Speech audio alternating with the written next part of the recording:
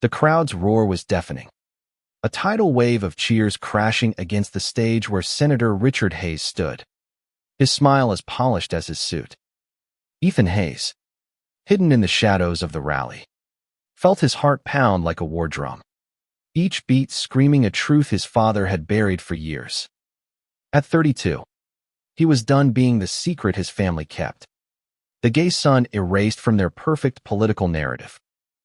Ethan's fingers tightened around the campaign flyer in his pocket, his father's face grinning back at him, all-American and untouchable. For decades, Richard Hayes had built his career on family values, a pillar of conservative ideals in their small Virginia town. But Ethan knew the cost of that image: years of silence, shame, and a love he'd been forced to hide since he was 16. He glanced at Mia, his best friend, standing beside him in the crowd. Her brown eyes caught his, steady and fierce, like she could anchor him through the storm he was about to unleash. "You sure about this?" she whispered, her voice barely cutting through the chants of Hayes for Senate. Ethan nodded, his jaw tight. Running for his father's Senate seat wasn't just a campaign, it was a reckoning. The rally was in full swing now. Red, white, and blue banners snapping in the October breeze. Ethan's mind flashed back to the moment that had set him on this path. He was 16, sneaking into the attic to find his mother's old photo albums, hoping for a glimpse of the family they used to be. Instead, he found a letter from his father to a campaign advisor. Cold and calculated, "Keep Ethan's preferences quiet. The voters won't understand." That letter had shattered him. It wasn't just about his sexuality, it was the betrayal of a father who chose power over his son. Ethan had spent years trying to fit into the mold, dating women he didn't love, smiling for campaign photos, all while his heart belonged to James, his high school sweetheart. James, with his quiet laugh and fearless heart, who'd left town when Ethan's family pressured him to disappear. Now, at 32, Ethan was done hiding.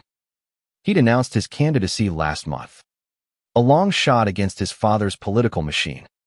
But every speech he gave chipped away at the lies. The local papers called it a family feud. But for Ethan, it was about truth. He wasn't just running to win, was running to be seen. Mia squeezed his arm, pulling him back to the present. "He's wrapping up," she said, nodding toward the stage where Richard was shaking hands, his charisma effortless. Ethan's stomach twisted. His father hadn't spoken to him since the campaign began. Only sent a curt email: "Don't do this, Ethan. You'll ruin us." But Ethan wasn't here to ruin anyone. He was here to reclaim himself. As the crowd began to thin, he stepped forward, his boots crunching on the gravel path. Mia followed, her presence a quiet reminder that he wasn't alone. He'd spent years in the shadows, but tonight, he'd step into the light. The plan was simple but terrifying: confront his father publicly. Not with anger, but with the truth. Ethan had prepared a speech, one that would lay bare his identity, his love for James, and the pain of being erased. He'd deliver it at the town hall debate tomorrow, where his father couldn't dodge him. The thought made his pulse race, but it also felt like freedom. As they reached the edge of the rally, Ethan spotted his mother, Eleanor, near the stage. At 58, she was still the picture of grace, her silver hair pinned neatly, her smile practiced. But when her eyes met Ethan's, they softened with something like regret. She'd never fought for him, not when Richard demanded silence. But she hadn't stopped loving him either. "Ethan," she called, her voice low as she approached. "You don't have to do this." He shook his head, his throat tight. "I do, Mom. I can't live like this anymore." Her lips trembled, but she didn't argue. Instead, she reached out, her hand brushing his cheek like she used to when he was a boy. "Be careful," she whispered. "Your father, He won't let go easily. Ethan nodded, the weight of her words settling in his chest. Richard Hayes was a man who'd built an empire on control, and Ethan was about to challenge it all. As his mother walked away, Mia stepped closer, her voice steady. You've got this, Ethan. Tomorrow, you tell the world who you are. He looked at her, gratitude swelling in his chest. Tomorrow, he'd face his father, the cameras, and the town that had both raised and rejected him. Tomorrow, he'd stop hiding. The town hall was packed, a sea of faces under harsh fluorescent lights. Every seat filled with voters, reporters, and whispers. Ethan stood backstage, his palms sweaty, the speech in his pocket feeling heavier than ever. He could hear his father's voice booming through the microphone, smooth and commanding, promising stability, tradition, values. Ethan's heart raced as he adjusted his tie, a navy one Mia had picked out, saying it made him look senatorial but human. He wasn't here to play senator tonight, was here to be Ethan Hayes, the man his father had tried to erase. The debate moderator called his name, and the crowd's murmur shifted, curious and sharp. Stepping onto the stage, Ethan felt every eye on him. His father stood at the opposite podium, his expression unreadable, but Ethan caught the flicker of unease in his eyes. Richard Hayes wasn't used to being challenged, least of all by his own son. Ladies and gentlemen, the moderator began. Tonight's debate features Senator Richard Hayes and his son, Ethan Hayes, in a historic race for Virginia's Senate seat. The crowd buzzed, some clapping, others whispering. Ethan took a deep breath, his speech burning in his mind. The first question was about healthcare, and Ethan answered with passion, drawing on his years volunteering at community clinics. But his father countered effortlessly, his decades of experience weaving a narrative of reliability. Ethan could feel the audience leaning toward Richard, their trust in the familiar. Then came the question Ethan had been waiting for. What personal values drive your campaign?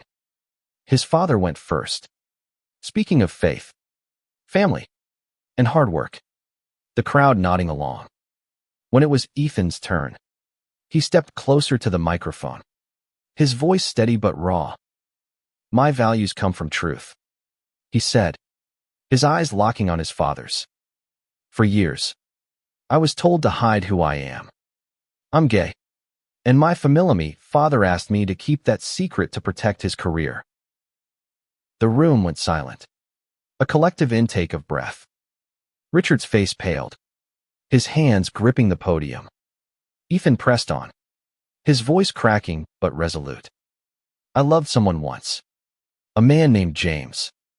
We were young, but it was real. My father made sure he left town, and I was left to pretend I was someone I'm not. Murmurs rippled through the crowd, some shocked, others sympathetic. Ethan could feel Mia's presence in the front row, her nod urging him forward. I'm running because I believe in honesty, he continued. Not just for me, but for every kid out there who's been told their truth is a liability. The moderator tried to move on, but the crowd's energy had shifted. Ethan saw tears in a young woman's eyes, a nod from an older man in the back. His father, for the first time, looked small, his polished facade cracking. Richard's rebuttal was sharp, deflecting to his record, but his voice lacked its usual conviction. Ethan knew he'd struck a nerve. As the debate ended, reporters swarmed, cameras flashing. Ethan felt exposed but alive, like he'd finally stepped out of a cage. Backstage, Mia hugged him tightly. You did it, she whispered. You were incredible. But Ethan's eyes were on his father, who stood alone, his shoulders slumped. For a moment, Ethan wanted to reach out, to bridge the gap between them. But Richard turned away, disappearing into the crowd, leaving Ethan with the weight of his truth and the fight still ahead. The next morning, the headline screamed, "Senator's son comes out in debate shocker." Ethan's phone buzzed with messages support from strangers, vitriol from his father's base, and a single text from his mother, "I'm proud of you." But the campaign was far from over.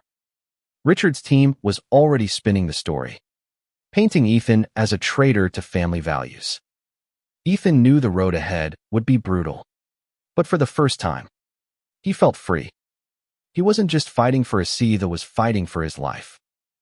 The weeks after the debate were a whirlwind of chaos and clarity. Ethan's campaign office, a cramped storefront in downtown Richmond, buzzed with volunteers, their energy fueled by his speech. But outside, the world was less kind. Protesters picketed with signs calling him a disgrace, while his father's ads flooded the airwaves, framing Ethan as a reckless idealist. Ethan sat at his desk, staring at a grainy photo of James he'd kept hidden in his wallet for years. James, with his crooked smile and fearless eyes, had been his first love, the one his father had driven away. Ethan hadn't seen him in over a decade, but the memory of their last night together, stolen kisses under a willow tree, still burned in his chest. Mia burst through the door, her laptop open. "You've got to see this," she said, pulling up a video from a local queer youth group. Kids, some barely 16, held signs saying, "We stand with Ethan." Their voices shook as they shared stories of hiding who they were, inspired by his courage. Ethan's eyes stung. This was why he was running, not just for himself, but for them. But the fight was taking its toll. His father's campaign had dug into his past, leaking old emails where Ethan had pleaded with Richard to accept him. The headlines twisted his pain into scandal, and Ethan felt the weight of every word. At night, he barely slept, haunted by the fear that he'd lose everything: his family, his town, his chance to make a difference. One evening, Mia dragged him to a local diner, insisting he needed a break. Over greasy fries and coffee, she leaned in, her voice soft but firm. "You're not alone in this, Ethan. Those kids, those voters, they see you. Don't let your father's machine make you doubt that." He nodded, but doubt lingered. Then, his phone buzzed, a number he didn't recognize. The voice on the other end was achingly familiar. "Ethan, it's James." Ethan froze, his heart lurching. James was back in Virginia, working as a teacher in a nearby town. He'd seen the debate, heard Ethan's words, and wanted to meet. "I never stopped thinking about you," James said, his voice thick with emotion. They agreed to meet at the old willow tree, the same spot where they'd once dreamed of a future together. When Ethan arrived, James was there, older but still the same tall, with kind eyes and a quiet strength. They stood in silence for a moment, the years between them heavy but not unbreakable. "I'm sorry I left," James said finally. "Your father, he made it clear I wasn't welcome." Ethan's throat tightened. "It wasn't your fault. I should have fought harder." James reached for his hand, their fingers intertwining like they had all those years ago. "You're fighting now," he said, "and I'm here." For the first time in weeks, Ethan felt hope. James's return wasn't just a reunion, it was a reminder of who he was fighting for. They talked for hours, the past and present weaving together, until the stars came out. As they parted, James promised to stay, to support Ethan's campaign, to be there no matter what.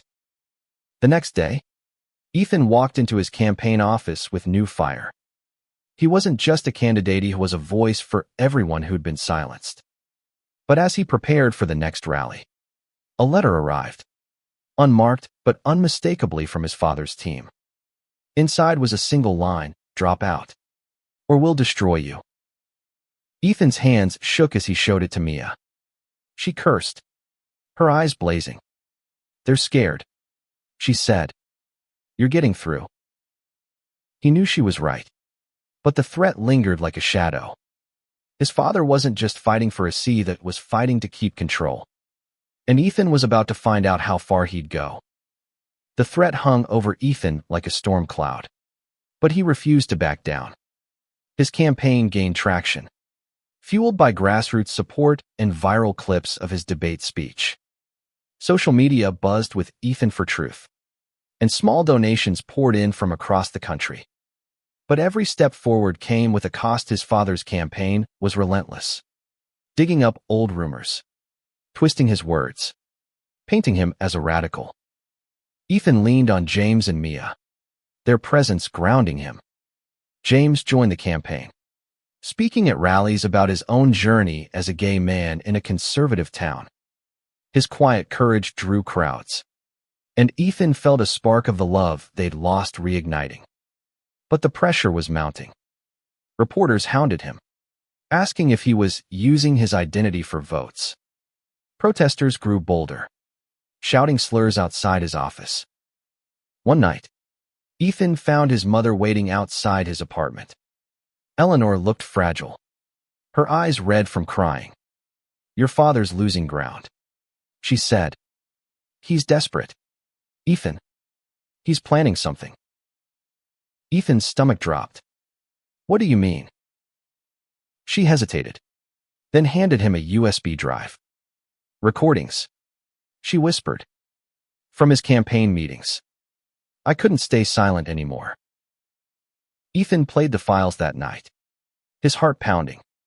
His father's voice, cold and calculating, discussed neutralizing Ethan's campaign smear tactics, planted stories, even bribing a local editor to run a hit piece. The betrayal cut deep, but it also steeled Ethan's resolve. He wasn't just fighting for himself anymore, was fighting a system that valued power over truth. With Mia and James, he devised a plan. They'd leak the recordings anonymously to a trusted journalist, exposing his father's tactics without dragging Eleanor into the mess. It was risky, but Ethan knew it could shift the narrative.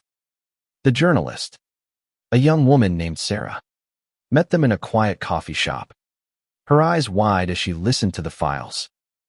"This is explosive," she said, "but it'll start a war." "Let it," Ethan replied, his voice steady. "I'm done hiding." The story broke the next morning, dominating local news. Senator Hayes accused of dirty campaign tactics. The fallout was immediate. Voters turned on Richard, his poll numbers slipping. Ethan's campaign surged, but so did the backlash. His father's supporters flooded his inbox with hate, and a brick shattered his office window. A note tied to it, "Traitor." James stayed by his side, his calm presence a lifeline. One night, as they sat on Ethan's couch, James took his hand. "I'm proud of you," he said, "but I'm scared for you." Ethan leaned into him, their foreheads touching. "I'm scared too," he admitted, "but I can't stop now." The next rally was his biggest yet. Hundreds packed into a community center. Ethan spoke from the heart, sharing not just his story but the stories of others, kids kicked out of their homes, couples afraid to hold hands. The crowd was with him, their applause thunderous. But as he left the stage, he saw a familiar face in the crowd, his father, watching from the back, his expression unreadable. Ethan froze, his pulse racing. Richard didn't approach, just turned and left. But his presence felt like a warning. Ethan knew the final weeks of the campaign would be a battle, and he was ready to fight. The campaign trail became a battlefield. Richard's team doubled down, releasing a polished ad campaign that painted him as a victim of Ethan's personal vendetta. Ethan's poll numbers held steady, but the constant attacks wore him down. He woke each morning to new headlines, some praising his courage, others calling him a betrayer of family values. James became his rock, cooking dinner when Ethan was too exhausted, reminding him to laugh. One night, they drove to the coast, escaping the chaos for a few hours. Under the stars, James kissed him, soft and certain, and Ethan felt the years of pain melt away. Whatever happens, James said, we're in this together. Mia, meanwhile, kept the campaign running, organizing rallies and countering smears. But the threats were escalating. Anonymous calls. Slash tires. A chilling message spray-painted on Ethan's car. You'll regret this. Mia insisted on hiring security, but Ethan refused, not wanting to live in fear. Then came the bombshell.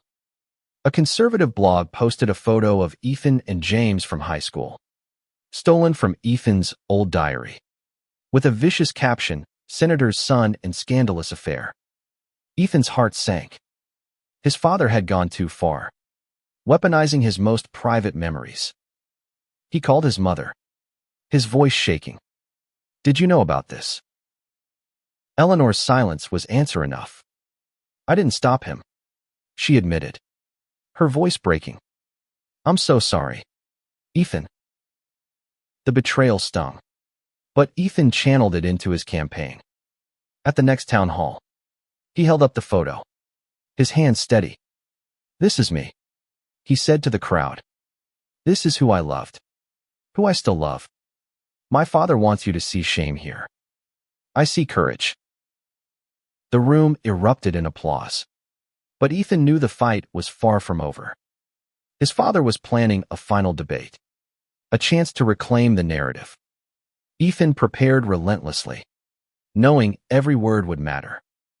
The night of the debate, the air was electric. Richard opened with a fiery speech, accusing Ethan of tearing the family apart. Ethan countered with calm truth, sharing how his father's demands for silence had shaped his life. I'm not here to destroy my family, he said. I'm here to rebuild it in honesty. The crowd was divided, some cheering, others booing. But Ethan saw a shift in his father's eyes, doubt, maybe even guilt. As the debate ended, Richard approached him, the first time they'd spoken in months. You're making this harder than it needs to be, he said, his voice low. Ethan met his gaze. No, Dad. You did. The words hung between them, a chasm neither could cross. But as Ethan walked away, he felt lighter. The truth was out, and no one could take it back. With Election Day looming, Ethan's campaign was a beacon for some, a target for others. Supporters packed his rallies, sharing their own stories of hiding who they were. But the hate grew louder. Protesters outside his events, death threats in his mailbox. Ethan refused to let fear win, but the toll was heavy. James and Mia became his anchors. Mia handled logistics with fierce precision, while James reminded him of the love they'd fought for. One evening, as they walked through Richmond's quiet streets, James stopped. Marry me, he said, his voice soft but certain. Ethan laughed, caught off guard, then saw the seriousness in James's eyes. You mean it? Always have, James replied. They didn't have a ring or a plan, but Ethan said yes, the moment grounding him in a way nothing else could. The promise of a future with James gave him strength to face the final stretch. But his father wasn't done. Richard's campaign released a final ad, a montage of Ethan's failures, his reckless coming out, his disloyalty to family. It hurt, but Ethan saw it for what it was, desperation. Polls showed a tight race, and Richard was losing ground. Then came a surprise. Eleanor showed up at Ethan's campaign office, her face pale but resolute. I'm leaving your father, she said. I can't keep pretending. Ethan was stunned. Mom, are you sure? She nodded, tears in her eyes. I should have stood up for you years ago. I'm here now. Eleanor joined the campaign, speaking at a rally about her regret and her pride in Ethan. The crowd embraced her, and Ethan felt a wound begin to heal. His mother's support was a turning point, drawing voters who valued family reconciliation over division. As election day neared, Ethan poured everything into his final speech. At a park in his hometown, he stood before hundreds, James and Mia by his side. "This isn't just about a seat," he said. "It's about living your truth, no matter the cost." The crowd roared, but Ethan's eyes were on his mother, who smiled through tears. He didn't know if he'd win, but he'd already reclaimed his life. Election day dawned cold and clear, the air buzzing with anticipation. Ethan voted early, James's hand in his, a quiet moment of defiance against the chaos. Polls were too close to call, and every hour felt like a lifetime. Mia ran the campaign's ground game, mobilizing volunteers to knock on doors and call voters. Ethan spent the day visiting polling stations, shaking hands, thanking supporters. Everywhere he went, people shared their story: a mother whose son had come out, a teacher who'd been fired for being gay. Their trust humbled him, but the weight of their hopes was heavy. By evening, the campaign team gathered at a local bar, watching results roll in on a flickering TV. Early returns showed Ethan trailing, and his heart sank. James squeezed his hand. "You've already won," he said. "You changed lives." As the night wore on, the race tightened. Ethan's strongholds, urban areas. Younger voters came through, closing the gap. At midnight, the TV anchor announced a projection. Ethan Hayes had won by a razor-thin margin. The room erupted in cheers. Mia screaming, volunteers hugging. Ethan stood frozen, disbelief giving way to joy. James pulled him into a kiss, the crowd roaring louder. But amidst the celebration, Ethan felt a pang of loss. His father hadn't called, hadn't reached out. The victory speech was a blur. Ethan spoke of hope, truth, and a future where no one had to hide. The crowd chanted his name, but his eyes searched for his mother.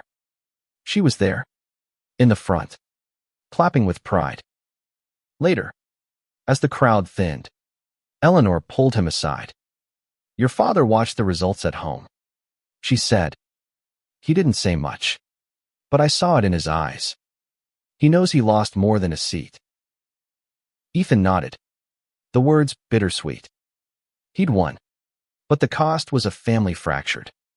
Still, he had James, Mia, his mother, and a chance to make a difference.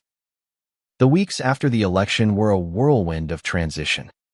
Ethan moved into his Senate office, a small space filled with boxes and possibility. He hired Mia as his chief of staff, her fierce loyalty now shaping policy. James started planning their wedding, a quiet ceremony they'd hold in the spring. Ethan's first act as senator was to introduce a bill protecting LGBTQ+ youth from discrimination, inspired by the stories he'd heard on the campaign trail. It wasn't a cure-all, but it was a start. Letters poured in from across the country, thanking him for his courage, his truth. His father remained silent, retreating to their family home. Ethan heard from friends that Richard was struggling, his career in ruins, his legacy tainted. Part of Ethan wanted to reach out, to mend what was broken, but he knew some wounds took time. One afternoon, as Ethan left the Capitol, he found a letter slipped under his office door. No signature, just his father's handwriting. "I was wrong. I'm sorry." Ethan stood there, the words sinking in. It wasn't forgiveness. Not yet. But it was a crack in the wall between them. He tucked the letter into his pocket, next to the photo of James. That night, he and James walked through the park where it all began, the willow tree still standing. Ethan took James's hand, the weight of the campaign lifting. "We did it," he said, his voice soft. James smiled, his eyes bright. "You did it, and I'm here for the rest."